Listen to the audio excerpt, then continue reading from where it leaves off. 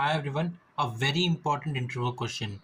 What is the difference between DBMS and RDBMS? Alright friends, look at me, right? I will explain from here to here, right? All points I will cover. Okay, DBMS stands for Database Management System. RDBMS stands for Relational Database Management System.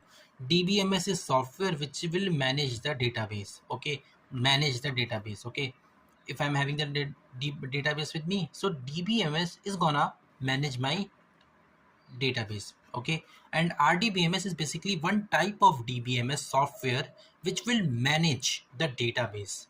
All right, same, this was also same point only. In DBMS we are storing the data in file format. Okay, and yeah, let me tell you, DBMS is the old concept. Now everyone uses the concept of RDBMS.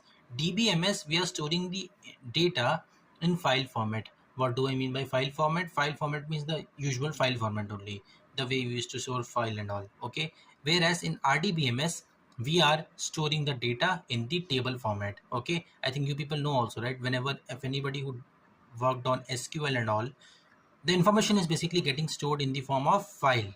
Okay, so this is the concept of file format. Okay, table format.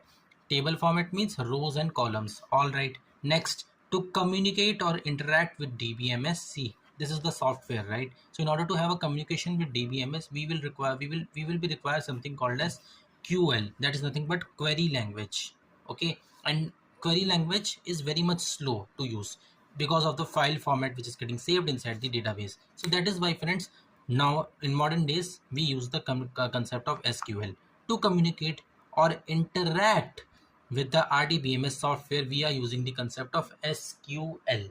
All right, that it is only known as the concept of structured query language. Okay, and yeah, one more thing, the RDBMS concept and DBMS concept is exactly same. Only difference is this concept here in RDBMS we are storing the information in the form of table, right? And in order to communicate with RDBMS we use the language called as SQL, which is nothing but an advanced form of query language, but in a structured way.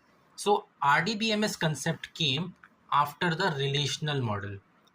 Okay, these are the 3 points of relational model which is proposed by the scientist called as EF Codd, Edgar Franklin Codd. Okay friends, this is it. I hope you got it. Next we will, if you are interested and this topic is also important, I will cover relational model in a separate short video. All right friends, thank you very much. Bye.